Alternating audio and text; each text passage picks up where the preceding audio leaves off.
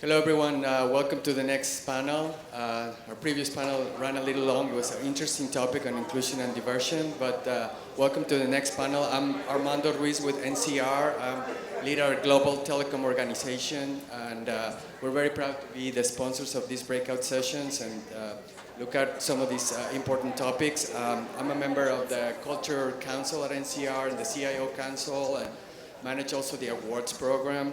So we believe a lot of these topics are really relevant for the community here. So we're very proud to sponsor this panel. So glad that everyone can make it. And I'm going to turn the microphone to our moderator, Jim, here. Thank you. My name is Jim Everidge, CEO of Rapid Learning Deployment. We are a systems integrator in the learning and talent industry. We do about 60 to 80 projects a year with customers all over the world. And so we have a lot of exposure to the technology that we're going to talk about today. I've got three people on the panel with me. I'm going to pass it over to Stephen and let him give a little bit about his background.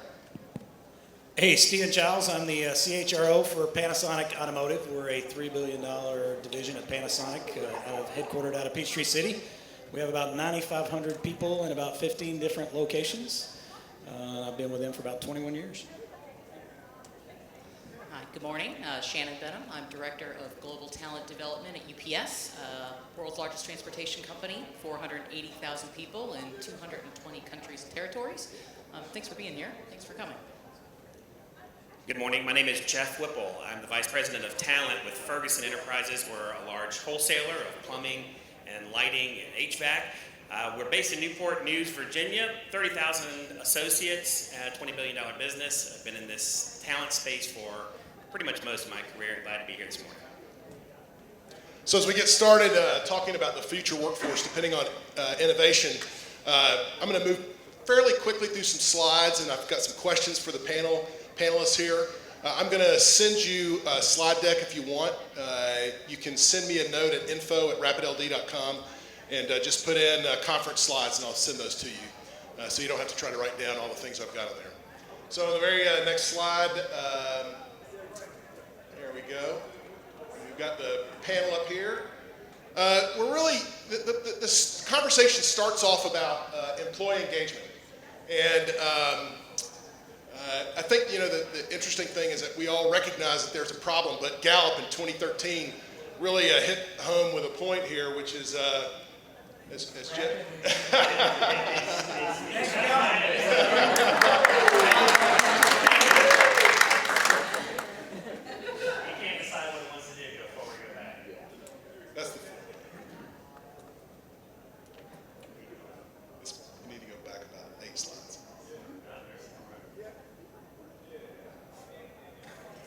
So I'll keep talking. I'll keep talking. Oh, now it's going to.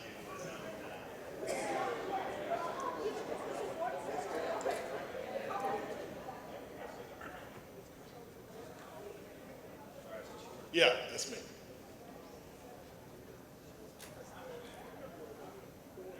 My first mistake was giving Jeff the navigation tool.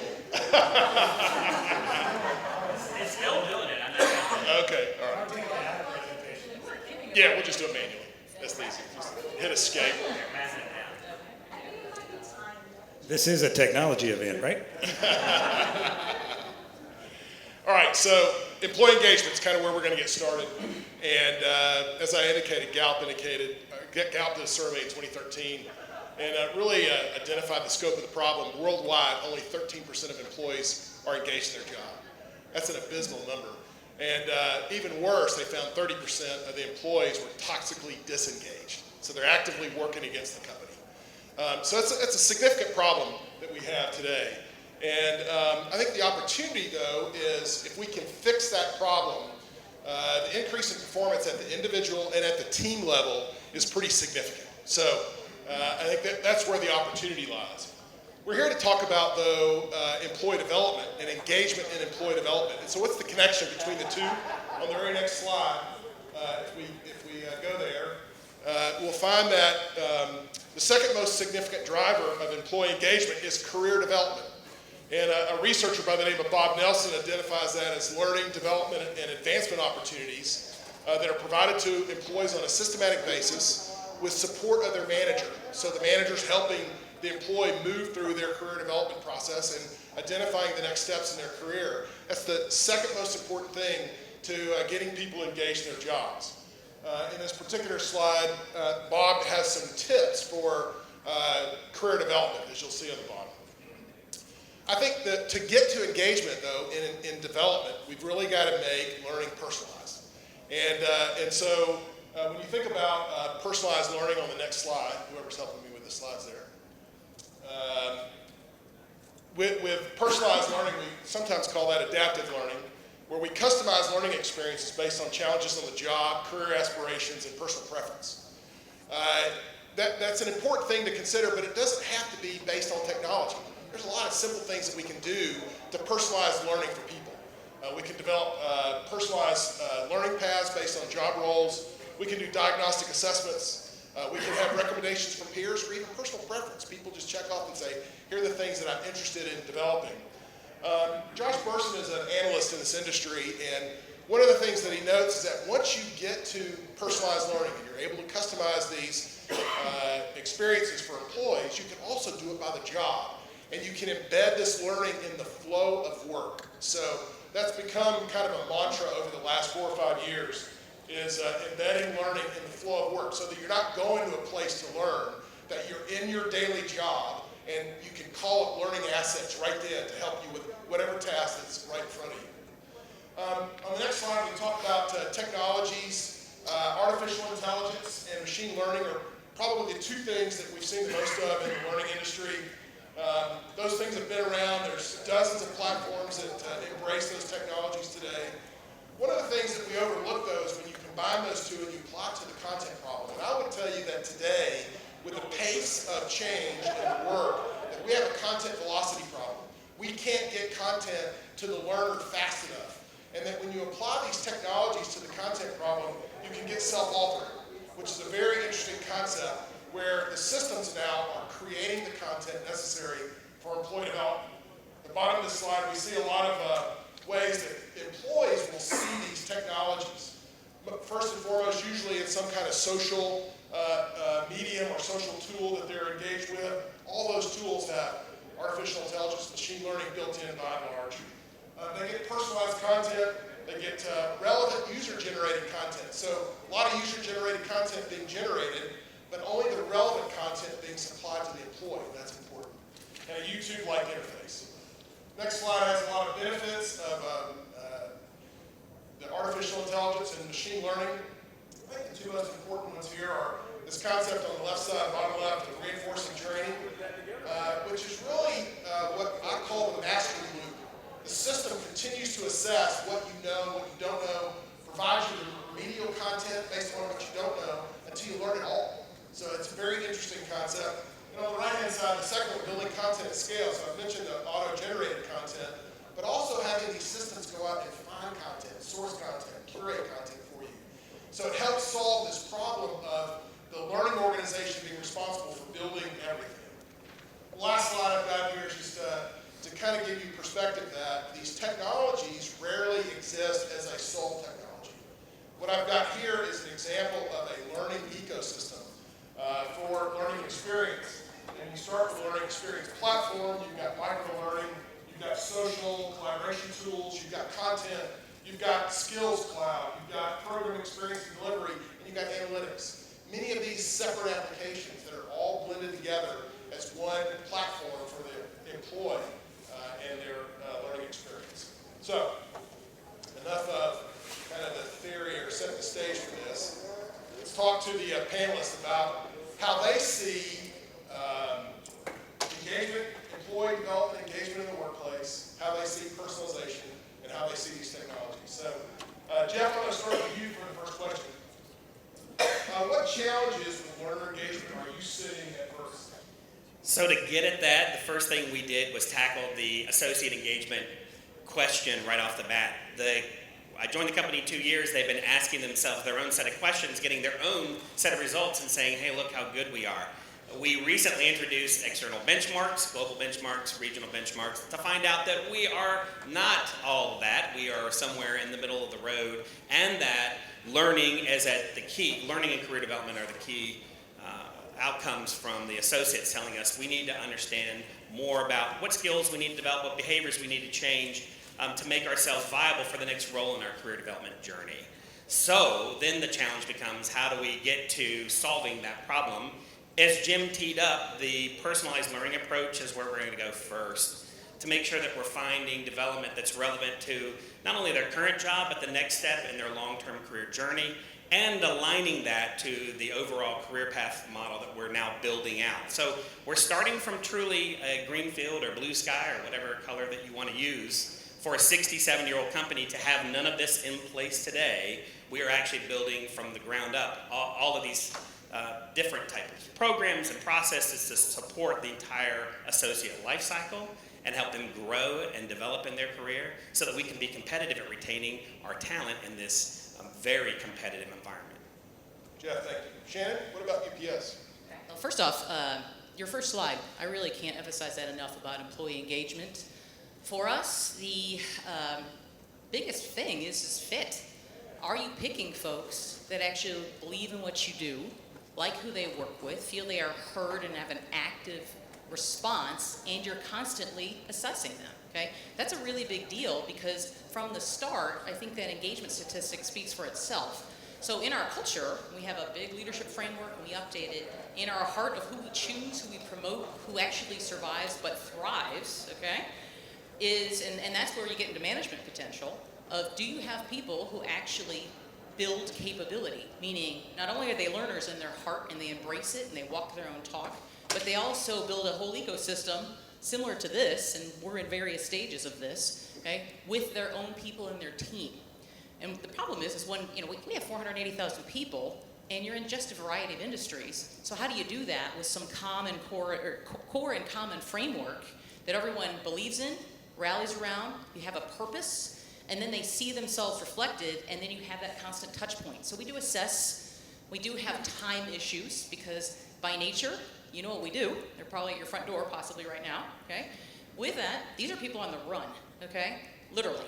So we do believe in the 70-20-10 model. With that, when you're delivering something from point A to B, an equipment, aircraft, or your feet, or whatever, in many cases, we have this enormous spine of $1 billion of technology investment every single year. That bleeds over to the learner. So they tell us what they need, we listen. Many cases, there's an avalanche of training. So I do believe the manager helps personalize that quite a bit, and if without that, you're really lost. Because if you don't know where you're destined to go and have a voice in this, your manager can't help you.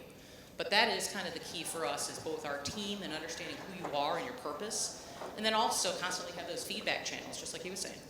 Great, thank you. Stephen, let's talk about Panasonic Automotive. Have you developed any specific strategies to deal with learner engagement? Yeah, I'll talk about three. One very specific to the research that you were just showing, that Josh was mentioning, Josh Person was mentioning, about getting your leaders engaged and helping personalize that training for their employees. Very similar to Shannon, most of our training development is very much tied and pointed directly at our culture model. And so what we've done, even from a performance management standpoint, is we basically got rid of all of our rating scales and we turned it into these check-ins. And it's all about the conversation. We have that plastered on our wall in our material. The idea is the managers, employees have conversations at levels they've never had before. A lot of those around their personal development, not only training at work, but we have two questions that we built in for every one of our leaders. And one of those questions are, as your boss, what are two things that I can do to help you with things outside of work that you want to get done? And we built that in just this past year as a way to develop the whole person, not just specifically look at the things they need to develop from a technical or a leadership perspective. So that's been very helpful, getting the managers engaged and having those conversations on a regular basis. So you can tell real quick, did you do what you said you were going to do last quarter? So you can have a lot of those conversations. The other thing that we've done, maybe not so fun, is we've implemented for compliance training, everything's tied to your merit and bonus. So if you have compliance training, who loves compliance training, by the way? Everybody loves compliance training? See, that's the reason we tied it to your merit and bonus. if we tie all these trainings that you just have to get done from a compliance standpoint to your merit and bonus, do you think we had anybody last year that didn't complete and wasn't fully engaged in our compliance training? No, everybody was fully engaged. The other thing that we did was we created this Teach to Learn program for our high potentials. So we wanted to engage our high potentials, the people that we wanted to retain the most, and they become our teachers. So they have to pick, through our curriculum, things to actually go and learn and then teach. And it solves multiple purposes. We get a bigger training and development team. Second, when you teach it, you learn so much more than when you're listening to it. And it really drives that engagement. So it's pretty powerful. Great strategies. Jeff, anything to add from Ferguson's perspective? So ditto to both everything Stephen and Shannon said. We're doing much of the very same, but I'm going to latch on to two different areas that Stephen mentioned. First, on the compliance side, we have a lot of warehouse and branch associates hourly. Much like with UPS, it's difficult to get them out of the field. They're always going, they're delivering, they're picking, pulling, and shipping. So if we're going to make safety first, which is a cultural attribute, and we really got to train people on the dangers of a pipe yard or the dangers of a warehouse, we had to make sure that we gave an immersive, engaging experience to the compliance training for the very same reason of who loves compliance training. So we introduced the virtual reality headset so that we can plop somebody right in the middle of a pipe yard or right in the middle of a warehouse, and we can demonstrate the dangers of the work environment. Plus, we added the notion of having sound in your VR headset so that you could hear the mindset of an associate, of a manager when they're delivering the do's and don'ts. What are they thinking when they're hearing the instructions? So we found that to be very engaging. We're starting to see the measurement on the safety side continue to improve by using that technology, and people find it's time well spent outside of their job. And then secondarily, for us, it's the managers. We have never done anything to develop our managers. 67 years of execute. Just go do, let me show you how to do. And we've got to get them to the point where they can have that meaningful, here are 2 things, tell me 2 things I can do for you. Here's a development plan. Here's a career development plan. All of these things have never been available to them in their hip pocket.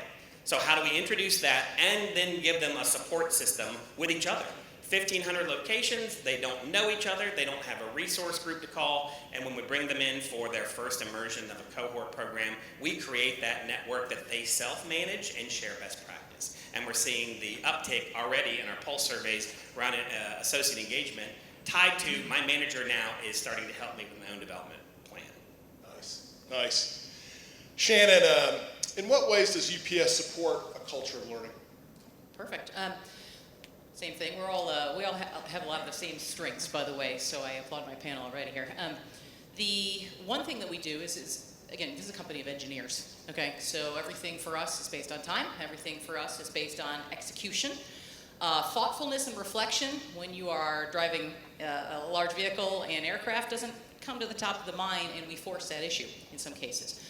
Some of it's by choosing the right people, just like he said. In many cases, we force the issue by engineering the process. And what I mean by that is we ask you, and over 90,000 to about 150,000 every year, we ask you every year what you want to do when you grow up, what do you want to do your next job, what are all the data inputs that are everything special and relevant about you, okay? We have assessments on how you feel about the culture, where you sit in it. We have assessments on with your employees so that it is indeed a shared purpose for you and your manager, for you and your career. We have, fortunately, some good numbers out of it because we have very, very, very low turnover. I've been there 25 years, and in some cases have had jobs and pass-throughs through a process that we call talent reviews. And what I mean by that is every single year we make your management team and the layers going up and up and up talk about you. Okay? We gather in a room, a lot of things get done, but the primary purpose is to say, are they in? Are they out? How are they doing? What's next, how long, and how's it going, okay? After that, you get a tremendous amount of momentum in your career, in your life, and typically you're choosing this because we all know all this data every single year, and that is whether you want to move, whether you have something, you don't want to move right now, because maybe you have a senior in high school, okay? Things like that you take up a language, okay? So things like this, we just engineered the process, and in time is money type of Wall Street expectations, we firmly still dig into this because it's not hard, and from both perpetuating that culture of learning, the manager accountability, okay? And also what happens is everyone gets to see you. So think about it, if you don't have great chemistry with your manager, whole room is there to speak on your behalf or to add more things to talk about. We also discover things that might not be your best fit at the moment. There's a lot of jobs at UPS. Perhaps there's another one for the person sitting next to your manager, okay? So long story short, that's a tradition for us for decades. It's worked, and because what comes out of it is a career path. So that's really our traditions and our engineered process. And one that's been around for a long time. Oh, a long time, Yeah. 113 years. I'm going to skip over to personalization, so changing the theme of the questions a little bit. Stephen, I'm coming to you. Do you have any company initiatives targeted to personalization of learning? Yeah, and just to maybe talk about two of those. One, very specific to the way we manage our learning management system. So when we initially launched our learning management system, which is Cornerstone, we launched it.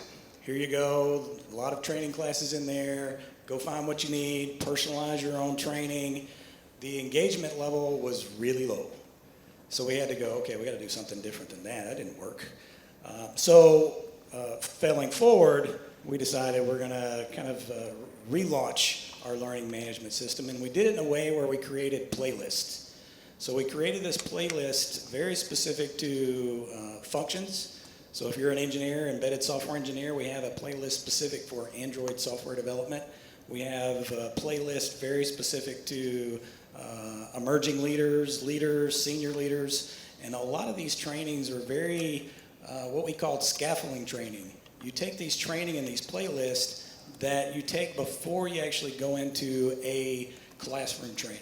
So you're learning and you're scaling that learning as you go, but they're very specific to individual learning capabilities and even the products that you work on. In some cases, the customer that you work on, very specific to the customer that you work on. The second thing we did, we created this Lunch and Learn series, not by high potential leaders, but by high performers.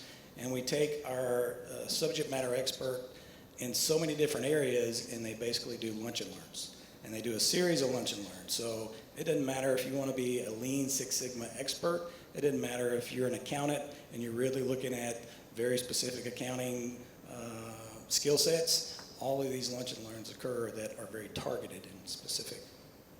Great, thank you. Jeff, anything to add? Personalization strategies at Ferguson? Yeah, I'll add one more. So what we're really teeing up now is to move to a learning experience platform, an LXP. It's a content curation tool. So essentially it sits on top of your LMS.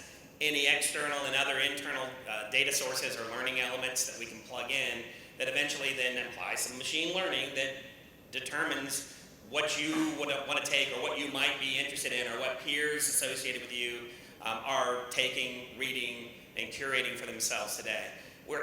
To make it even more valuable than just the workplace learning experience, we also have a lot of hourly and lower paid sounds terrible, but labor jobs where their families struggle with basic life skills. We all know that in the world today, high schools we're not balancing checkbooks like we used to, we're not cooking things like we used to, or sewing things, or shop class. So somehow, some way, people have to get these life skills. And we're trying to take it upon ourselves as part of our culture and dedication to associates, is to start curating content that not just you, the associate, but your spouse or your parent can take to help you with personal finance, caring for elderly or the sick or your children, so that we can provide some of that content. The LXP is the vehicle that enables people to minimize the clicks to get to the content that they need. We have to maximize their personal time and make them want to come learn because they're hourly. And their managers are like, do. So, we'll get some time to pay for compliance training because you're required to, but we're trying to engage the learners so they come on their own time and benefit their own career and their own skill set and now their families. Can I take some of those life skills classes? So tell me about the cooking one. I'm going to skip a question here. So Shannon, it's coming to you, so it's good that you have the microphone. Do you have a content curation strategy? If so, who manages it, and what are the challenges that it brings?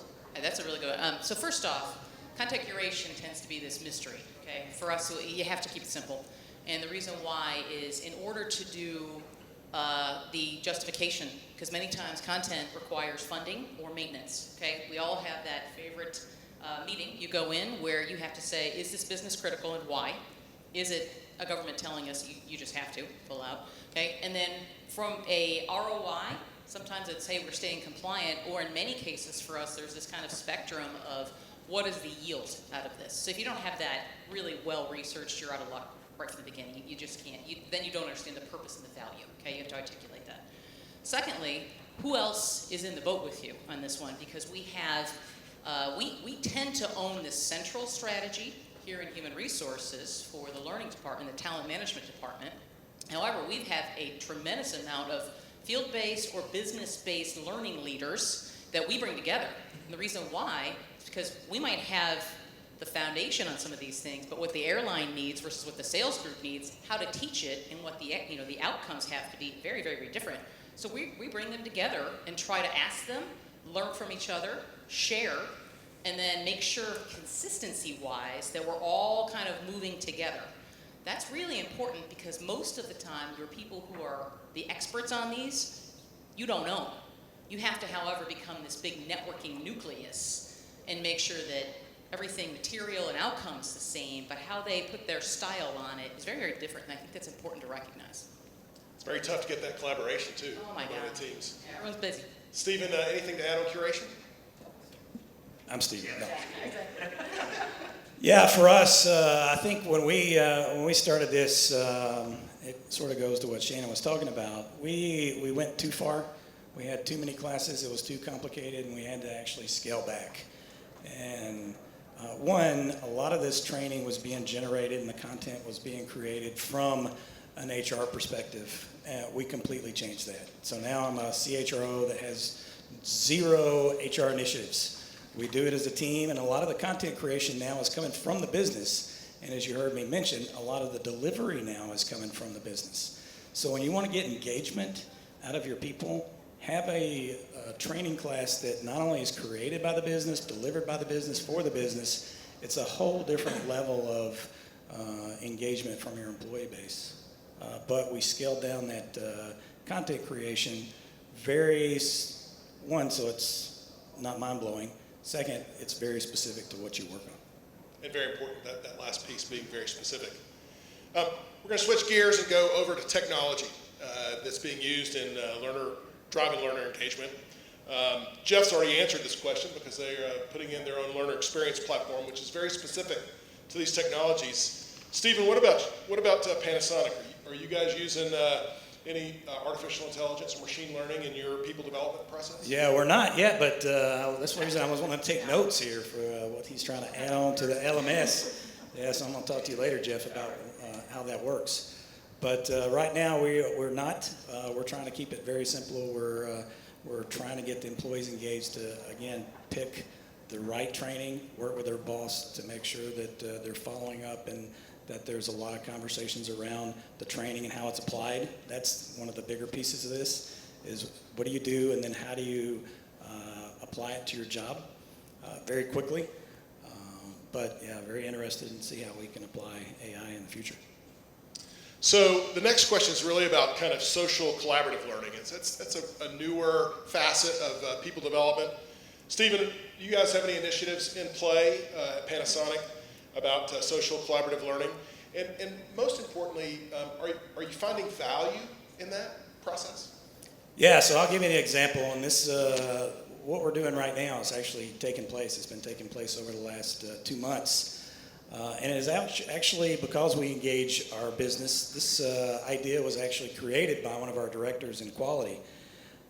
Anybody have heard of Gemba Academy? So Lean Six Sigma problem solving. So we have created, he's created this Gemba theater. And originally he created it for his team. And the idea was we're going to go through this Gemba Academy and these modules together. So that way we're having conversations, we're talking about how we're applying it, what that means to the business, but then he expanded it out to every one of our business units. So now he's truly created a Gemba theater where we have people from almost every single group to include when you talk about bringing people from IT and HR and accounting into these problem-solving classes to apply to their business, that's a game changer for us. And we literally do it in the theater. We have a popcorn machine, we have candy and sodas, we have a soda machine, so we created this true Gemba theater. And the learning is great, because that's a very valuable part of this. The part that I don't know that they expected was this collaboration and how people started working really well together, people meeting people that they didn't work with on a daily basis. I would say that's the number one benefit of this, is really now how people get out of their silos and work closer together because they know each other. That's pretty cool. Shannon, you got to top that. Well, I tell you what, there's no way to top that, especially with popcorn involved. But the one thing that we have found from a programming standpoint is what we call action learning. So title-wise, this appeals to our groups quite a bit because we're action-type people. The one thing we started to do is identify our high potentials, put them on business-related projects all around the world, and some of these folks will never meet each other because they are very, very, very far apart. Put them in virtual and then bring them together a couple times a year to solve a business problem. They have mandatory meetings once a month.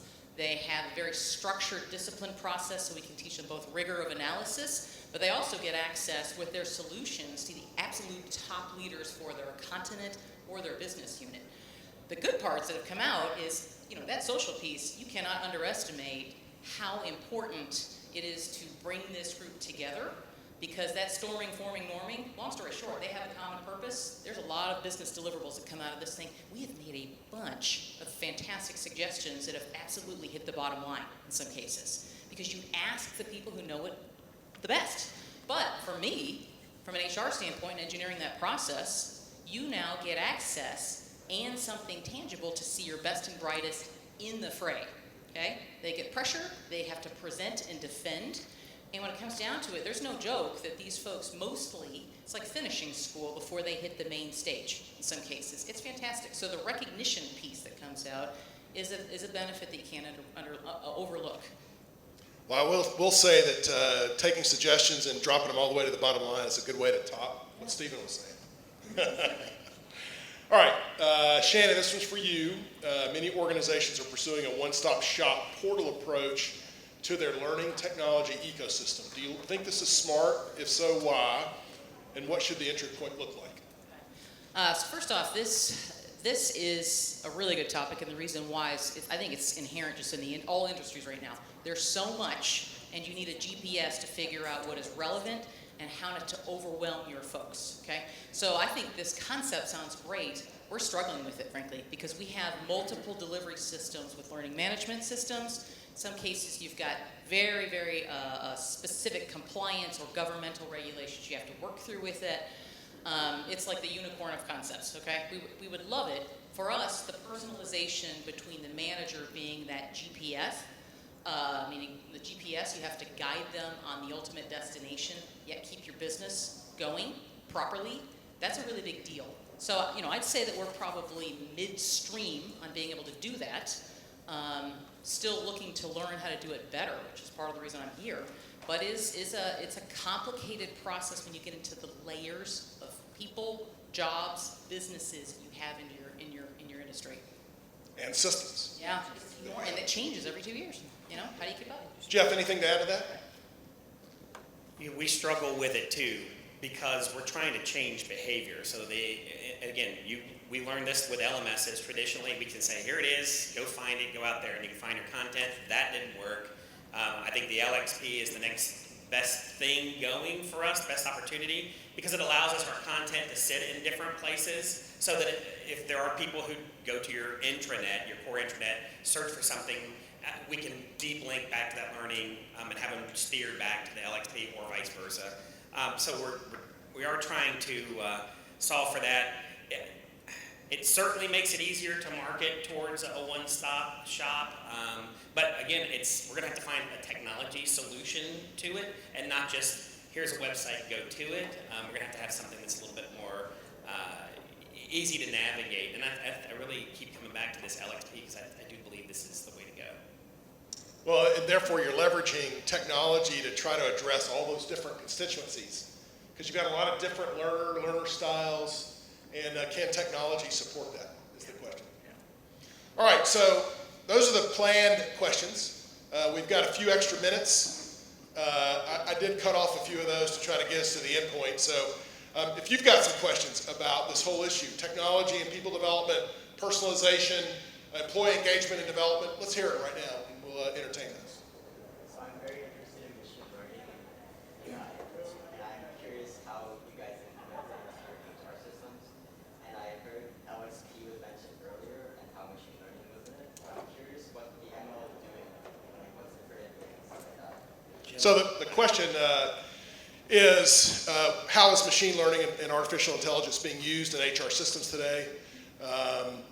Anybody want to? Yeah, I'll take a quick stab. So, two-headed answer to it. The first is we're using machine learning first in our accounts payable so that the system can learn how quickly to behave and get money moving, right? Now, what that means to the learner is then the finance people have to figure out how to do higher value work. So I no longer have to push buttons and facilitate this fixed process. I now have to learn from the new machine learning, which is learning from the process to optimize performance. Now I have to do the same for me, and we have to then teach as a result of the machine learning of the technology supporting their job. How do I then do something that's a higher value contribution to the organization? In the HR side, we're looking at it, and there's 7 different applications for it, but the problem is there's also a counterpoint to doing it. So if we're looking at it to improve our recruiting process, to help us find the right candidates for the right role, and then automatically parse those out who aren't qualified for this role, but as you were talking about earlier, into another role where you're a better fit, how do we do that without eliminating the personal touch and the personal appearance? The same thing goes for performance management in the moment.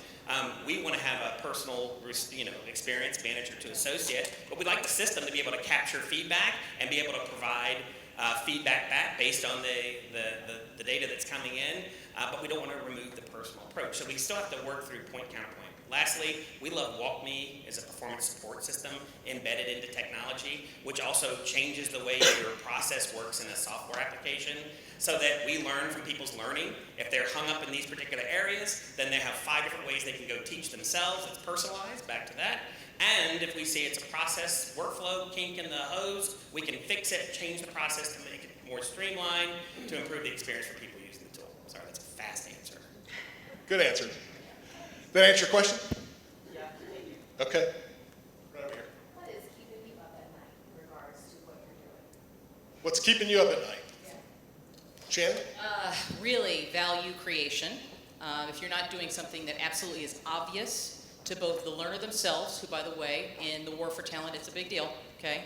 If you don't understand how you are yourself getting better, if you don't understand how you're yourself getting better, you don't understand how you can contribute to the bottom line, and then for us be able to constantly forge ahead and be able to prove that almost daily with the purpose-value matchup, that's a retention tool, okay? That doesn't necessarily measure effective learning and then application, because it changes all the time, or the systems that you actually put people into, it's hard. So like our virtual reality learning, we teach our drivers, and you can YouTube it, it's pretty cool, by virtual reality, how to drive a truck, okay? And before we put them on your street with your children playing, okay? So with it, one of the things that we learned from a measurement standpoint is 30% of our people were getting motion sick in the VR headset. And we're like, uh-oh, so you never underestimate how your people can contribute.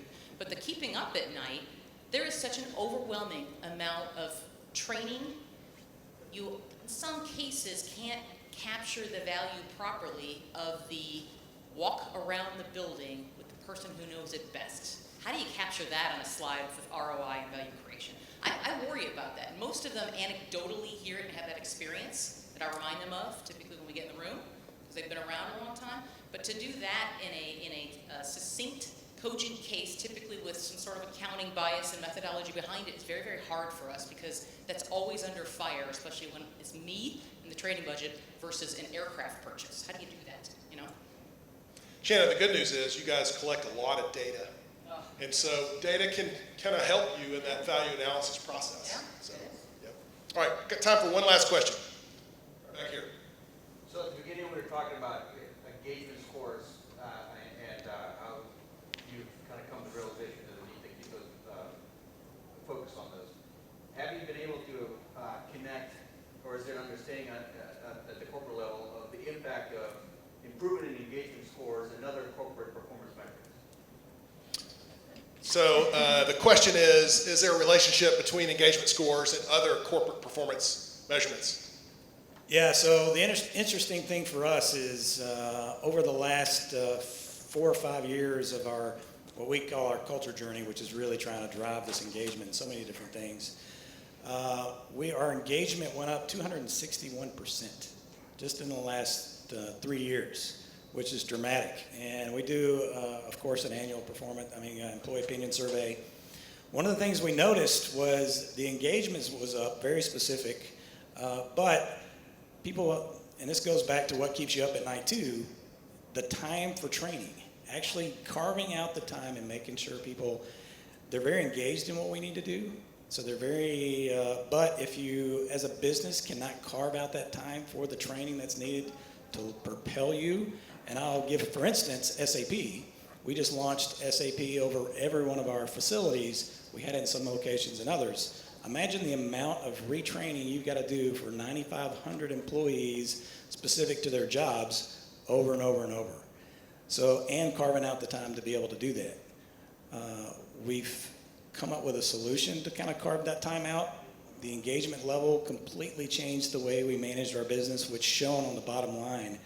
So you could see it really rapidly changing our bottom line. Same thing related to engineering. If you completely reskill your engineering specific to going from embedded software to Android-based software, that led us to these business award wins that we wouldn't have been able to get a year behind. So very specific engagement that affects the bottom line at the end of the day. Shannon, I don't know if you're aware, 10 years ago we did some leadership development work for you guys. Very good. One of the things we discovered in that process is that you guys do employee engagement every year, and that you had a financial number tied to a hundredth of a point increase or decrease in employee engagement. You guys still do that? We do, and again, a lot of this is engineering the process. You get out a calendar and you say, when are we going to talk to our people on a formal level? How much data is really relevant, necessary, and we typically do more than that because we love the numbers. What sort of application do you have as far as driving all of those results to actually bringing it down to the field and your management team to do something with it? So yeah, we do that every fall. We moved a lot of the questions to a little bit more cultural piece because we figured out that if you don't have the right fit of folks and you're not equipping your people, they can't they're not capable of delivering the results you need in their way that's meaningful to the business because we're that big, okay? So, even we measure everything to the point of, it takes 1/100th of a second to get your hand from your pocket to the keys to put in your car. Okay, imagine doing that 200 times a day to 1,000 times a day, all the way up. Imagine now how much investment talking to your people, measuring their satisfaction on certain things, but also asking them how they can contribute back or how we can help them set a better stage for them to be engaged, content, and productive. Okay, that's a really big deal. And in some cases, does not have to be hard, does not have to be overcomplicated because it has to go down to the field level. But those numbers, very, very, very key to study every single year. And we still do that. Great. Thank you, Shannon.